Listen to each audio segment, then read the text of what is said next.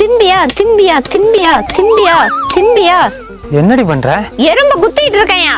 ஏண்டி அதுவே இத்தனோண்டு இருக்கு, அதை ஏண்டி குத்துற? பாவம்ல. என் 10 ரூபா பால்கோவா தின்னுச்சு, இது பாவமா? நீ மட்டும் என்னடி என் 10 ரூபா முட்டையை திங்கிலியா? இப்படியே பண்ணிக்கிட்டு இருந்த அடுத்த ஜென்மத்துல நீ எறும்பா பிறப்ப, அந்த எறும்பு ஒன்ன மாதிரி பிறந்து குத்தும். நீ சொன்னது சரிதாயா. அப்ப போன ஜென்மத்துல நான் எறும்பா பிறந்திருப்பேன். இப்படிதான் இது என்ன குத்தி இருக்கும். சாவு சாவு சாவு. அப்பா அப்படியே திருப்பி போட்டாரே. என்ன புக்குமா அது? கணக்கு புத்தகம் சித்தப்பா. சரி, நான் ஒரு கணக்கு கேக்குறேன். 6ல 10 போகுமா? 10 மட்டும் இல்ல சித்தப்பா, பாத்திரமும் சேர்ந்து போயிடும். ஆத்துல அவ்வளவு தண்ணி ஓடுது. அவ மூளைய தூண்டில்ல மாட்டி ஆத்துல போடுறான். மீனாவது பிடிக்கலாம். சித்தி, ஒரு பேப்பர் எரிஞ்சு சாம்பலாவ 1 நிமிஷம் ஆகுது. ஒரு கட்டை எரிஞ்சு சாம்பலாவ 10 நிமிஷம் ஆகுது. ஒரு மரம் எரிஞ்சு சாம்பலாவ 1 மணி நேரம் ஆகுது. பரவாயில்லையே, பொது அறிவுலாம் தெரிஞ்சு வச்சிருக்கா. இந்த லைட் மட்டும் எரிஞ்சுக்கிட்டே இருக்குது, ஏன் சாம்பலாவ மாட்டேங்குது? ஐயோ, அவசரப்பட்டு இவனை போய் பாராட்டிட்டானே. என்னம்மா படிப்புலாம் எப்படி போகுது? பரவாயில்ல சித்தப்பா.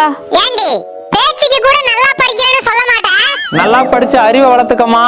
ஐசக் நியூட்டன் மரத்தடியில உட்கார்ந்துருக்கும் போது அவர் தலையில ஒரு ஆப்பிள் விழுந்துச்சு. அதை வச்சுதான் புவியீர்ப்பு கண்டுபிடிச்சாரு.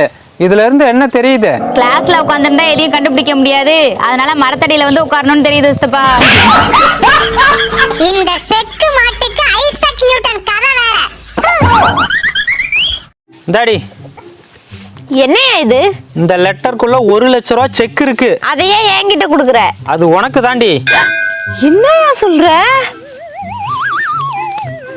1 லட்சம் ரூபாயா? வாணனுக்கு சிரிப்ப பாத்தியா? இந்த வருஷம் நீ பண்ணைக்காக நிறைய உழைச்சிருக்கடி, அதான் இந்த gift.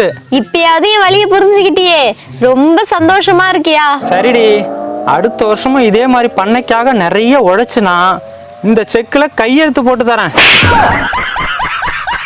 வேப்பிலை கருவேப்பிலை அது யாரோ? நான் தான். போடி.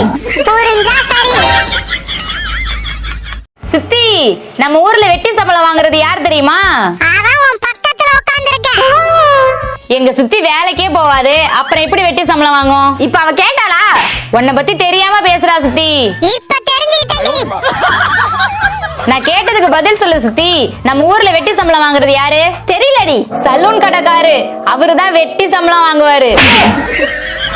இந்த கொக்க தெக்க பறக்க விட்டு ரெக்கைய உடடி. டேய், எப்ப பார்த்தாலும் சோம்பலா இருக்கு. புத்துணர்ச்சியா இருக்கிற மாதிரி ஒரு ஐடியா சொல்ல. 1 கிலோ கேழ்வரகு வாங்கி கோடி. கேழ்வரகுல அவ்வளவு சத்து இருக்கா?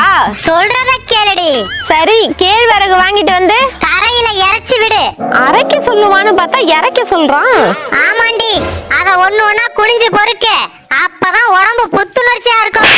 வேலை